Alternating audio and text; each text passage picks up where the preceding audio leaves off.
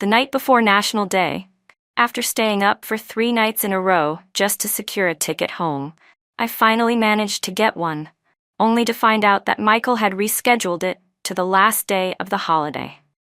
When I angrily questioned him, he brushed it off lightly and said there was nothing he could do. With Mid-Autumn Festival overlapping with National Day, Emily wants to spend Mid-Autumn with your dad. Just come back a few days later. Let your dad keep her company. Emily Stone was my father's illegitimate daughter, and yet Michael had actually postponed the day we agreed to meet each other's parents, just so my dad could spend Mid-Autumn with her. Holding back my anger, I calmly asked, "You rescheduled my ticket, so what about meeting the parents?" Michael didn't care at all. "Emily wants to come to my place too. I'll take her first. You can come to my house on the last day of the holiday." After hanging up, I sent Ethan a message. "Do you want to get engaged?" He replied instantly, "Half an hour. I'll drive over to pick you up." While I was packing my luggage on the eve of National Day, my phone suddenly displayed a travel notification. I picked it up without thinking, glanced at the screen, and instantly felt all the blood drain from my body. The train ticket I booked for October 1st had been changed to October 6th. Who changed it? Furious, I called the railway hotline, only to be told that the rescheduling had been done from my own phone. My mind buzzed loudly. I suddenly remembered that yesterday during dinner, Michael had borrowed my phone to place our order. With trembling hands, I called Michael Green. "Michael, why was my ticket rescheduled? Did you accidentally click something wrong?" Even then, I was still holding on to a tiny sliver of hope. Michael and I had grown up together. In our senior year of high school, his grades weren't as good as mine, and he'd pushed himself relentlessly for a full year just so we could get into the same university. On the first day of school, because of a barefaced photo of me, I ended up on the school confession wall, and Michael spent the entire night commenting under every confession. "Sorry, Lily Stone is already taken." The whole school quickly learned that the campus beauty Lily Stone had a childhood sweetheart who had chased her from high school to college. Everyone thought we would eventually go from school uniforms to wedding gowns. During freshman military training, Michael confessed to me passionately in front of all the new students. By senior year, we agreed to meet each other's parents during the National Day holiday and get married after graduation. But now, faced with my question, Michael, my childhood sweetheart and boyfriend, said casually, "Oh, I'm the one who changed your ticket." "Why?" I asked, my voice shaking. "Didn't we agree to go home together during National Day to meet our parents?" Michael responded impatiently. "Emily's mom just passed away. She'll be all alone this Mid-Autumn Festival. She wants her dad with her too. Just come back a few days later. Let your dad spend more time with her." Emily Stone was my father's illegitimate daughter, and he had actually postponed our long-planned family meeting so my dad could spend Mid-Autumn with her. Swallowing my fury, I asked calmly, "You changed my ticket, then what about meeting your parents?" Michael replied indifferently, "Emily wants to visit my place. I've already agreed. I'll take her to my house for a few days. Meeting my parents isn't urgent. You can come on the last day of the holiday." My anger spiked so sharply I could barely breathe. "Michael Green, don't regret this." After hanging up, I texted Ethan Cole. "Do you want to get engaged?" He replied instantly, "Half an hour. I'll come pick you up." I collapsed weakly onto my dorm bed, staring at the large pile of gift boxes on my desk. I suddenly felt like a clown. To accompany Michael home to meet his parents, I stayed up for 3 whole nights just to secure 2 high-speed rail tickets. I even spent all the allowance I'd saved from 2 years of part-time jobs to buy expensive gifts for his parents and grandmother. I thought he was looking forward to meeting the parents just like I was, looking forward to the day we could make our relationship public. But I never expected that he really was bringing someone home to meet his parents, except that person wasn't me. It was my half-sister, my father's illegitimate daughter, Emily Stone. He clearly knew that Emily and I had never gotten along since we were kids. My dad, Robert Stone, came from nothing. Back then, he couldn't afford university, so to get my grandparents to pay his tuition, he did everything he could to pursue my mom and even volunteered to become a live-in son-in-law. Later, after graduating from college, he started his own business and became a boss. It wasn't long before he began secretly supporting his young female secretary. When that secretary showed up at our house, pregnant, demanding recognition, my mom was carrying me. She was so angry she went into premature labor and nearly died with me. Emily was born only 4 months after I was. When I was born, my dad was accompanying his secretary to her prenatal checkups at the hospital, and even my mom's C-section fee had to be paid by my grandfather. When Emily was born, my dad stayed by the secretary's side all night and even booked her a luxury postnatal care center that cost $20,000 a month. I took my mother's last name Stone, while Emily took my father's last name Stone. From the very beginning, my dad was biased. The child support he sent us was strictly according to the court ruling, $1,280 a month, not a cent more. But for Emily, her monthly allowance alone was $50,000. Not to mention that she grew up in a luxurious villa with a chauffeur and housekeepers, and attended an elite school that cost more than $50,000 a year. Michael said Emily was pitiful, that she had no family around during the holiday. But for the past 20-plus years, hasn't my dad always been with her and her mother? Only this year, because our two families had finally agreed that we would meet each other's parents during the National Day holiday, and it happened to overlap with Mid-Autumn Festival, my father could not accompany Emily on that one day, and suddenly she was pitiful. And what about me? Weren't my mom and I the ones whose family was torn apart because of them? Weren't we the ones who lost a father? Am I not pitiful? The expensive tea I bought for Michael's uncle, the luxury skincare sets for his parents, and the health supplements for his grandmother, all sitting on my dorm desk, felt like they were mocking my wishful thinking.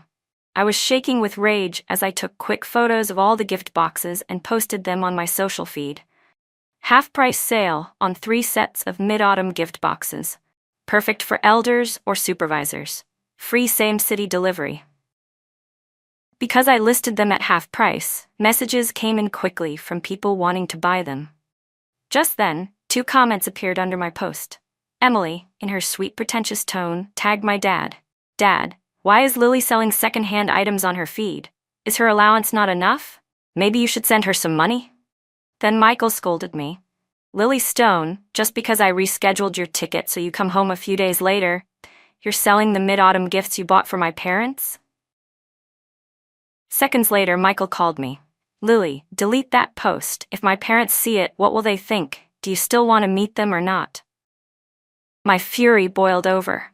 "Michael, you're taking someone else home to meet your parents. What exactly do you want me to go there for? To be your second choice?" On the other end of the line, Michael fell silent for a moment, clearly guilty, before lowering his voice. "Lily, you misunderstood," Michael said. "Emily is just going to my place as a friend for 2 days. You're my girlfriend. I told you I'd stay with you for the rest of my life. Be good and delete that post. Don't let my parents see it. You know they already disapprove of you." I gripped my phone tightly, my voice trembling. "So you also think your parents are right, don't you? Is it because my mom was useless, because she couldn't hold on to my dad, the promising man, that I, the daughter of the legitimate wife, don't get to live as well as his illegitimate daughter? Is it because my dad doesn't like me and favors Emily instead, that your parents think Emily is the one who can inherit my dad's money, and that makes her more suitable to be your fiancé?" My words, spoken one by one, were like sharp knives that pierced through Michael's hidden thoughts. He exploded in anger. "Lily Stone, if you insist on thinking this way, do you believe I won't actually take Emily home to meet my parents?" I replied in a completely calm voice, "Go ahead." The call ended abruptly. Moments later, Emily sent me a video. It was filmed at the imported grocery store Michael and I used to visit often. Back then, after I turned 18, my dad had completely cut off my child support. Michael felt bad that I couldn't afford much at the school cafeteria, so he'd always find excuses to take me to that store and buy me good food. Once, while we were shopping there, we accidentally ran into my dad with Emily and her mother. Their shopping cart was piled high with all of Emily's favorite imported snacks. Emily casually picked up a box of imported chocolates priced at over $600 per box, while I still had to carefully budget my $500 monthly allowance, unable to afford even one serving of meat at the cafeteria. That day, Michael held me tightly and swore, "Lily, one day I'll buy this entire store and make it serve only you. Emily and her home-wrecking mother won't ever step foot inside." His sweet words still echoed in my ears. Yet now, he was holding Emily's hand, laughing and chatting as they walked into the same store. Emily's sugary, fake voice came from my phone. "Sister, I'm going to Michael's house tomorrow as a guest, and I don't know what gifts to bring, so Michael brought me to this store. Don't be mad, okay?" My grip tightened on my phone. My face cold, I typed quickly, "I'm not mad, I'm used to it. After all, for you and your home-wrecking mom, even shot you've never tasted must smell sweet. You just love stealing other people's men, don't you?" Emily didn't respond. A minute later, Michael called me. "Lily Stone, why do you have to bully Emily? She's your sister too. I know you hate her mother for breaking up your parents' marriage, but her mother is gone now. The grudges of the older generation should end here. Emily is just a girl who just lost her mom. Can't you cut her some slack? If you keep acting so unreasonably and bullying her, I think I need to reconsider our engagement." My whole body shook with rage. "No need to reconsider, Michael, we're done." I hung up and with trembling hands blocked and deleted Michael's number and his WeChat. Just as I was about to block Emily too, her newest social post popped up on my feed. Several beautifully packaged imported gift boxes were stacked on the handle of a shopping cart. A man's hand overlapped with a woman's as they pushed the cart together. Her caption read, "First time visiting my boyfriend's parents, so nervous. Luckily my brother Michael helped me pick out gifts. Hope uncle and auntie will like them." I froze completely. My entire body felt like it had been plunged into ice. I finally understood. Michael could patiently accompany Emily through the aisles of a supermarket, help her pick out gifts, and assist her in choosing things that would please his parents.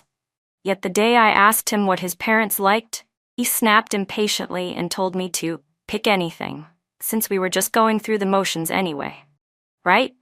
Someone who no longer loves you will never take you seriously. Looking at the carefully chosen gifts on my desk, the ones I spent 2 years of savings on, I finally accepted the truth. The boy I grew up with. He died in the very year we were supposed to have our happy ending. My phone suddenly rang. It was the courier guy I had called to pick up the packages. He glanced at the beautifully wrapped gift sets on my desk and the torn greeting cards I'd thrown into the trash. He didn't say much, just tried to comfort me lightly. "Miss, did you fail to get a ticket home? It's okay, if you can't go back for National Day, you can still go back during winter break. Your family will always be there, right?" "They're not," I answered with a bitter smile as I handed him the gift boxes. After a moment of thought, I took out a container of washed fruit from my bag and offered it to him. The courier guy declined, but I pushed it forward with a small smile. "Take it, eat it, or give it to someone. It's fine either way." I'm allergic to mangoes. This box of fruit was prepared especially for Michael. He's careless and travels by high-speed rail all the time, so he gets dizzy easily. Every time we went home together, I would prepare the fruits he liked in advance. But now, it looked like these fruits wouldn't be needed anymore. Just after I sent the courier off, Ethan called. "I'm downstairs. Tell the dorm supervisor so I can come up and help carry your luggage." Warmth spread through my chest. "No need. I only have one suitcase. I can carry it myself." After so many years with Michael, every time we went home for break, he waited downstairs while I carried my own luggage down. I had already gotten used to it, but 2 minutes later, Ethan appeared at my dorm room door, accompanied by the dutiful dorm supervisor. When he saw me, he smiled. "I told the supervisor you're my girlfriend, and I'm here to take you to meet my family." The dorm supervisor looked at us and gave a warm, motherly smile. Then Ethan, as if performing a magic trick, produced a box of exquisite imported chocolates and handed them to her. "Ma'am, thank you. This is the engagement candy for Lily and me." According to school rules, dorm supervisors weren't allowed to accept students' gifts, but engagement candy was an exception. Ethan drove a low-profile gray Volvo, completely different from his usual flashy style. Seeing my confused expression, he smiled. "My grandfather is recuperating at the Retired Cadres Wellness Center." My parents are there too. Ethan was known as a mysterious figure at our university. Everyone said he came from a powerful political family with deep connections. I had never been to the famous wellness center in my life, and suddenly I felt nervous. Ethan, I said softly, could you take me to a mall first? He gave me a questioning look. My face flushed. It's my first time visiting your home. I can't show up empty-handed.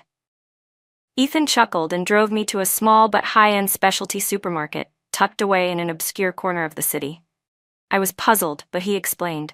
My mom and her workplace often receive prepaid cards for this supermarket. She never uses them up, so we can buy things using those cards. It won't cost anything. A sudden warmth stunned my eyes. Feeling embarrassed, I turned my face toward the window. So he had known all along that I wasn't well off. After my mom divorced my dad, she returned to our hometown and helped my grandfather manage more than 10 acres of tea fields.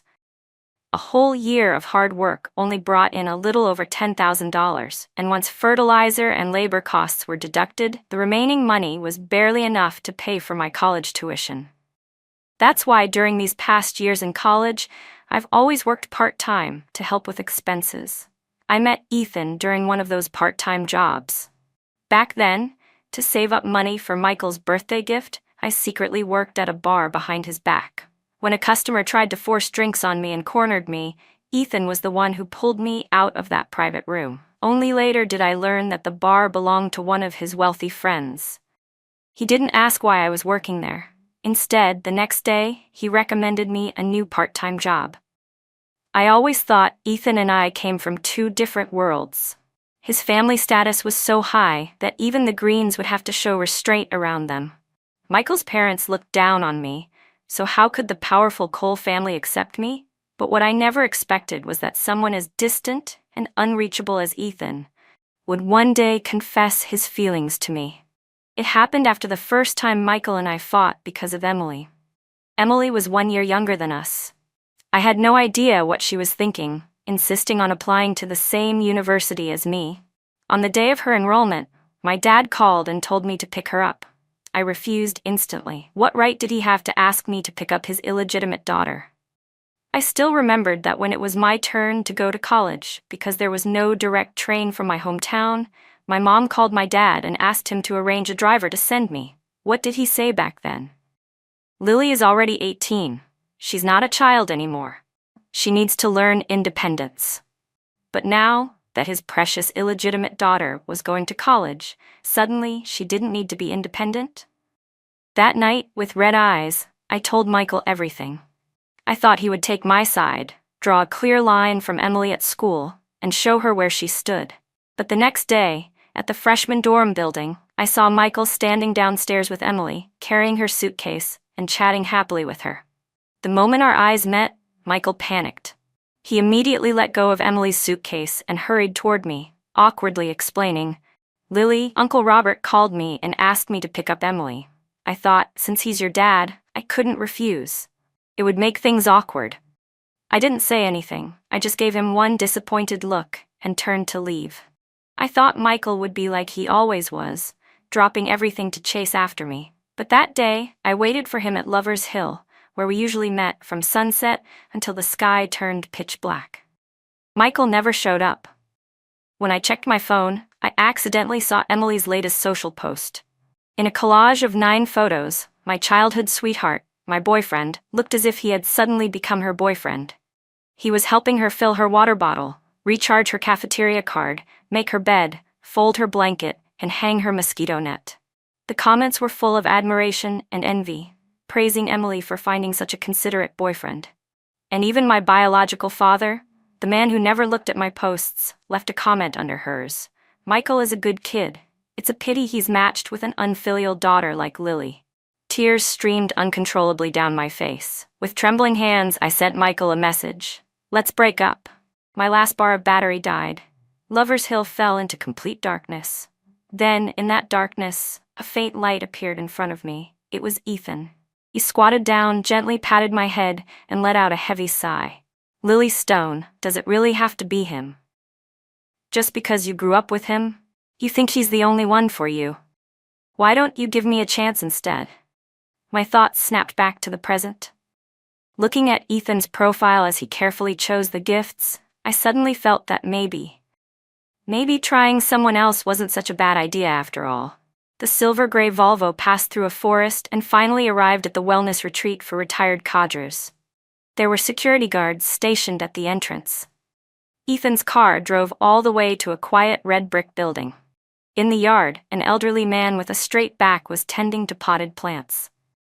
Ethan's mother was arranging fruit plates and mooncakes, and his father, the prominent figure who frequently appeared on TV news, was wearing an apron and protective sleeves, handling 2 stoves at once. One pot held braised chicken with chestnuts, and the other steamed king crabs. Ethan's grandfather and parents were surprisingly easy to get along with. No arrogance, no airs. When Grandpa heard that my family grew tea, he immediately invited me to taste his treasured tea leaves. Seeing us drinking tea, Ethan's father brought over a plate of freshly roasted candied chestnuts and nudged them at his son. "Don't just stand there like a block of wood. Hurry up, peel some chestnuts for your girlfriend. Make a good impression." Ethan's mother asked where my hometown was. I answered honestly, "Jinzhai." Grandpa's hand paused mid-pour. "Jinzhai, that's a great place, an old revolutionary area. Many of my old comrades were from there." "Right, I heard from Ethan that your grandfather was also in the army. What unit was he in? What's his name?" I shook my head. "I'm not sure what unit he served in. I only remember him telling me that he fought in the liberation of Luzhou. He lost a leg to an artillery blast and retired to return home. My grandfather's name is Liang Jichang." With a sudden clatter, Grandpa's teacup fell onto the carpet. "Liang Jichang? Was your grandfather's childhood nickname Yao Mei?" I stared at him in shock. "How do you know my grandfather's nickname? Not even my dad or Michael knew that." My grandfather had been frail since childhood, and to trick the king of hell into sparing him, according to old village custom, he was given a girl's nickname. But he hated being called that. He thought it wasn't manly and forbade others to mention it. Now, almost no one back home even remembered it. How could Ethan's grandfather possibly know? Grandpa didn't answer. His hands trembled as he grabbed his reading glasses from the table and put them on. He stared at me closely for a long moment, murmuring, "You look like him, so much like him. No wonder I felt so close to you the moment I saw you. You're Yao Mei's granddaughter, no wonder, no wonder." He wiped the corners of his eyes and clapped Ethan hard on the shoulder, laughing heartily. "Good job, kid. You really are the grandson of me, John Cole. You've got the same taste in choosing a partner." That was when I realized my grandfather and Ethan's grandfather had actually fought together in the liberation of Luzhou. Grandpa Cole smiled and said, "Back then, both your grandfather and I were injured. He lost a leg, and I lost an arm. Your grandfather was on the bed right next to mine. Later, when the troops moved north, I followed the main unit. Your grandfather wasn't so lucky, his leg couldn't be saved, so he went back home to farm tea." I smiled softly.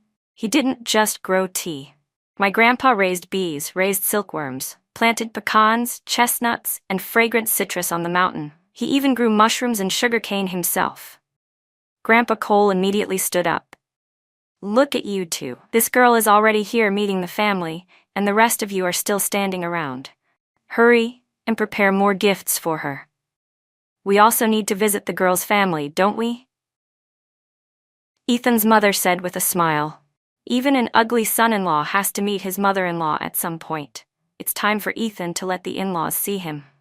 On the second day at the Cole household, I found myself a little dizzy as I climbed into the military vehicle assigned to Grandpa Cole at the wellness retreat.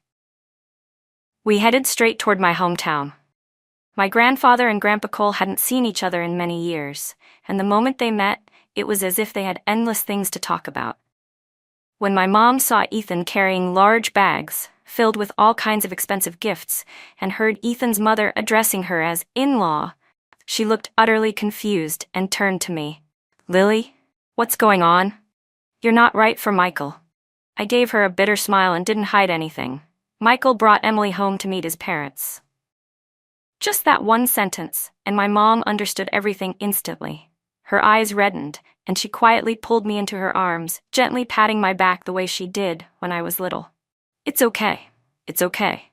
There are plenty of men in the world. If this one doesn't work, we'll switch to another. This Ethan kid seems great, tall, strong, much more handsome than Michael. And his grandfather is your grandfather's old comrade. At least his family background is clear. Since it was still the National Day and Mid-Autumn holiday, and it was my first time visiting someone's home, my mom didn't want me to be embarrassed in front of future in-laws. So she thought for a moment and then called my dad. Robert Stone, Lily brought her boyfriend home. His parents are here too. Come over and meet them. On the other end of the phone, before my dad could answer, Emily suddenly gasped dramatically, her voice trembling with fake tears. Dad, is Lily finding someone to pretend to be her boyfriend because I'm visiting Michael's house? And what in-laws? Don't tell me she hired a background extra for $200 a day to act as her boyfriend's family. Why would she do something like that? I already said Michael and I are just friends. My dad paused, then spoke impatiently to my mom. The kid is messing around, and now you're messing around with her. What boyfriend? Everyone knows Lily and Michael grew up together. The families are about to arrange their engagement. Michael is right here with me. Where would Lily get a boyfriend? Michael's voice suddenly came through the phone. Lily Stone. What's the point of lying like this? Who doesn't know you're my girlfriend? We've been dating for 4 years. Besides me, where would you get another boyfriend? Come on. Stop making trouble. I already said, I'm just spending mid-autumn with Emily and Uncle Robert. Once it's over, I'll take you home to meet the parents. Isn't that enough? I took the phone from my mom, my voice cold as I cut him off. Michael Green, I already told you, we're done. I'm not going anywhere with you to meet anyone's parents, and whether I have a boyfriend or who he is has nothing to do with you. Michael snapped back angrily. Fine. You said it. Just don't regret it. Moments later, Emily posted a social update. The Green family's villa appeared in the background. Michael and Emily sat side by side, with my dad and Emily smiling across the table as they ate a reunion dinner together. Michael was patiently helping Emily crack crab legs. Emily's caption read, "Finally meeting the parents." Michael, clearly trying to provoke me, commented underneath, "Some people just don't have this kind of luck." Luck? Whoever wants that luck can have it. I casually gave their post a like and sincerely wished them well. Trash man, mistress's daughter, lock in each other forever, wishing you 100 years of harmony and may your family line end with you. The next second, Emily called me. I immediately blocked and deleted her. Then my dad called. I instinctively looked at my mom. She glared. What are you looking at me for? That old fool refused to meet your future in-laws. You still want a dad like that? I smiled. You're right, I don't. And I blocked and deleted my dad too. Ethan came over holding 2 long star-shaped gourds and knocked on the door carefully. Ma'am, why do these gourds look different from the ones we buy in the city? I don't even know how to peel them. My mom laughed and took him into the yard, teaching him how to peel the gourd skins and telling him to feed the peelings to the chickens. That evening, my mom slaughtered a big rooster she had raised for 2 years. It was our local custom, when a new son-in-law comes to the house for the first time, the family must serve him a big rooster. Thinking of the social post Emily had just uploaded, I took a family photo of my own and posted it. Finally, meeting the parents. Not long after, an unfamiliar number called me. Once I picked up, Michael's furious voice burst through the phone. Lily Stone. How could you be with Ethan? Do you even know what kind of family he comes from? A guy from such a high-ranking political family would never like someone like you. He's just playing with you. Ethan heard it and looked at me with a wounded expression. Lily, he's slandering me. I quickly patted his arm to comfort him, then said coldly to Michael, I know Ethan better than you ever will, and no matter what, he never took another woman home to meet his parents while dating me. Michael, stop calling me. Everything between us ended the moment you brought Emily home. After I hung up, Michael went crazy. He kept switching numbers and called both me and my mom non-stop. I was so annoyed that I simply switched both our phones to airplane mode. Because Grandpa Cole wasn't in good health, both families discussed it and decided to hold the engagement banquet in Capital City. The next morning, our whole family boarded first class. Just as I was about to get on the plane, my high school classmate Kevin Chen texted me. Lily, where are you? You're not home. Michael came looking for you. He said your phone's unreachable, and he's so anxious he's about to call the police. I pretended to be surprised. Didn't Michael tell you? We broke up ages ago. As for where I am, I'm meeting my boyfriend's parents. His parents invited my whole family to Capital City for a visit. Okay, I'm getting on the plane. Tell Michael this for me. A good ex should act like he's dead. He needs to stop bothering me. Unable to reach me anywhere, Michael must have bought new SIM cards because he kept switching numbers to text me. Lily Stone. Throwing a tantrum has limits. I admit it was wrong of me to reschedule your train ticket and let Uncle Robert spend mid-autumn with Emily.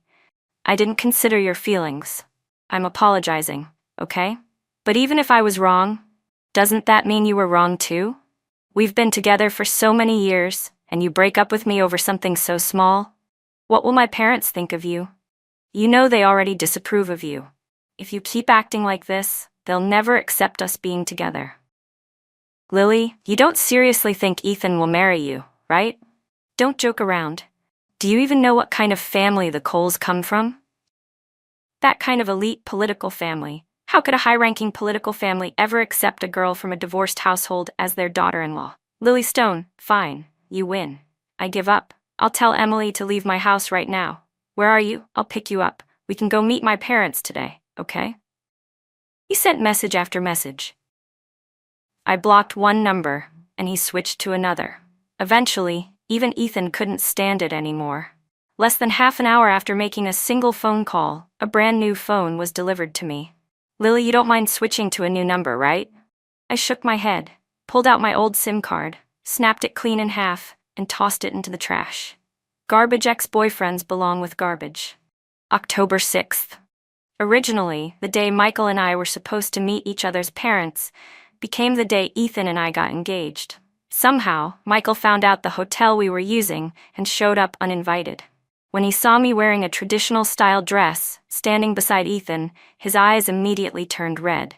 He rushed toward me, trying to grab my hand, but Ethan lifted his long leg and kicked him mercilessly across the floor. Michael!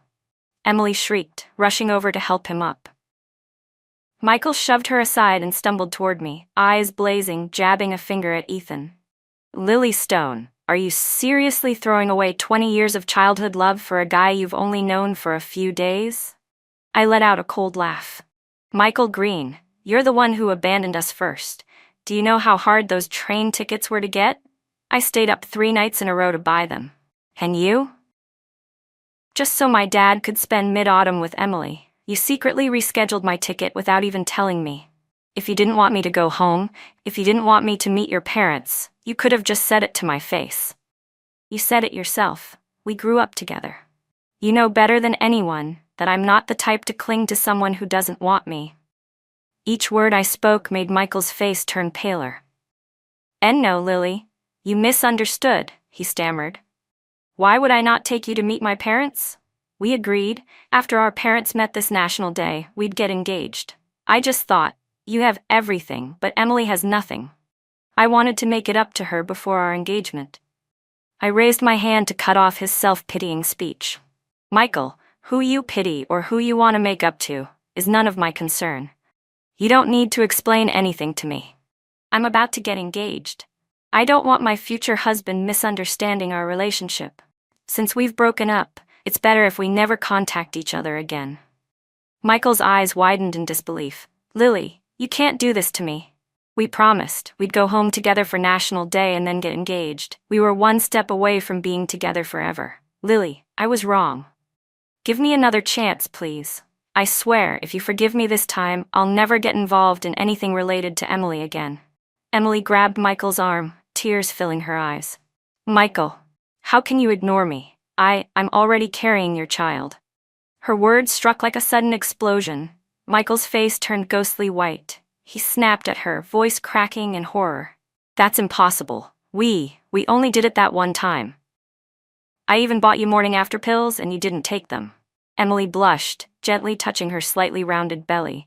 Michael, this is your baby. How could I ever get rid of it? Michael lost his mind completely. He grabbed Emily's slender wrist tightly, his face twisted with rage. Get rid of it, Emily. I told you, I love your sister. The only woman I'll ever marry in this life is Lily.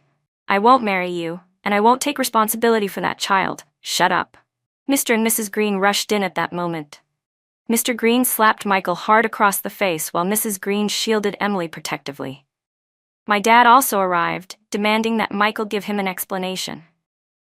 "Michael Green?" my dad roared.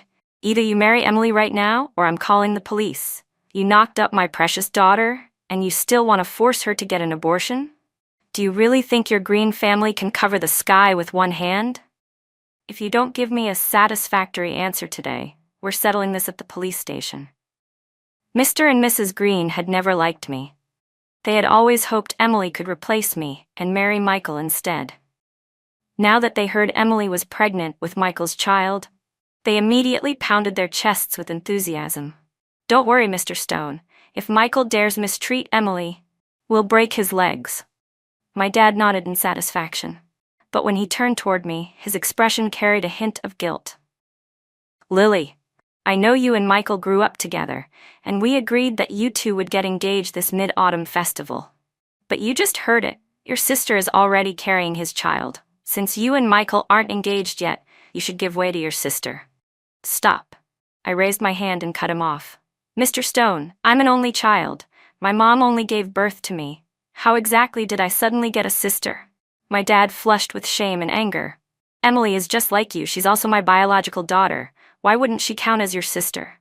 I curled my lips. "She's just the illegitimate daughter of your mistress." "You." My dad lifted his arm, ready to strike me. Before he could touch me, my grandfather stepped in front of me, his eyes icy cold. "Robert Stone, try laying a finger on Lily. I dare you." My dad looked my grandfather up and down with contempt. "Liang Jichan, don't think that just because you spent a little money sending me to college, you can boss me around. You're just an old man farming tea in the countryside. What can you possibly do to me?" Suddenly, Grandpa Cole strode over. "Liang Jichan can't do anything to you? Then what about me?" He waved his hand, and several plainclothes armed officers immediately stepped forward and restrained both my dad and Michael. Ethan's father approached, staring coldly at my dad. "Robert Stone from Horizon Media, isn't it? I've heard about you. I heard you've been whining and dining people everywhere to push your company's IPO, giving out private shares to bribe government officials, manipulating stock prices, leeching money from investors. I'll have people investigate these matters thoroughly." When my dad saw Ethan's father, a cold sweat broke out on his forehead. "See, Chairman Cole, what are you doing here?" Mr. Cole laughed. "This is my son's engagement banquet. Why wouldn't I be here?" My dad froze in shock. He looked at Mr. Cole, then at Ethan, and finally turned to me, eyes wide with disbelief. "Lily, why didn't you tell me? Your fiancé is the son of Chairman Cole. Why didn't you tell Dad something this big?" I let out a mocking laugh. "Didn't my mom already call you and invite you to come? You're the one who said you didn't want me or my mom bothering you, that the people I brought were all trash." Seeing the icy expression on Ethan's father's face, my dad's legs trembled uncontrollably. Emily glanced at the humble tea house-style banquet behind us and screamed, grabbing onto my dad. "Dad, don't fall for it. What chairman? What retired official? They're all lying. Dad, think, if Ethan's father were really a top government leader, why would their engagement banquet be so cheap and small? I don't even see 3 full tables of guests. They must all be actors Lily hired." "Shut up." My dad slapped Emily hard across the face. "What the hell do you know? Of course Chairman Cole has to lead by example in his position." He immediately turned obsequious and fawning toward Ethan's father. "Chairman Cole, sir, I fully understand the rules. Officials' BAP children aren't allowed to host extravagant weddings. As parents, we completely support that. I was deceived by this unfilial daughter. If I'd known Lily's fiancé was your son, how could I, as her father, ever miss her engagement banquet?" Saying that, he shoved Emily aside and grabbed my hand, trying to drag me inside. Behind us, Emily let out a shrill, broken scream. "Dad, you're abandoning me? You told me to seduce Michael. You said as long as I got pregnant with his child, you would help me marry into the Green family." Her words exploded like thunder above Michael's head. He lunged forward, his hands snapping around Emily's neck. "You bitch, you set me up." Emily laughed hysterically. "Set you up? Michael, Did I force your hand onto Lily's ticket and make you change it? Did I put a knife to your throat and force you to sleep with me? You were the one desperate to take me home to meet your parents, but now that Lily doesn't want you anymore and she's marrying someone else, you regret it? Let me tell you, dream on. If you dare not marry me, I'll tell the police you raped me in front of everyone. Michael and Emily began fighting violently. With a wave of Ethan's hand, hidden bodyguards rushed out and dragged both families away. The next time I heard news about Michael and Emily was from a public police report. Enraged that she had trapped him and caused our breakup, Michael beat Emily so badly in public that she miscarried. She hemorrhaged massively and had to have her uterus removed. When she woke up, the first thing she did was report him to the police for rape and intentional injury. To keep their son out of prison, Mr. and Mrs. Green had no choice but to force Michael to marry Emily. But this time, Emily was no longer the perfect daughter-in-law they used to praise. After our engagement banquet, the Green couple secretly investigated and discovered that my grandfather wasn't some countryside farmer.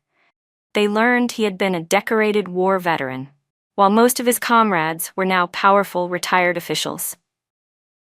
Realizing they had thrown away a daughter-in-law with a background like mine, over an illegitimate daughter with no standing, the Green couple regretted it so deeply they could barely breathe.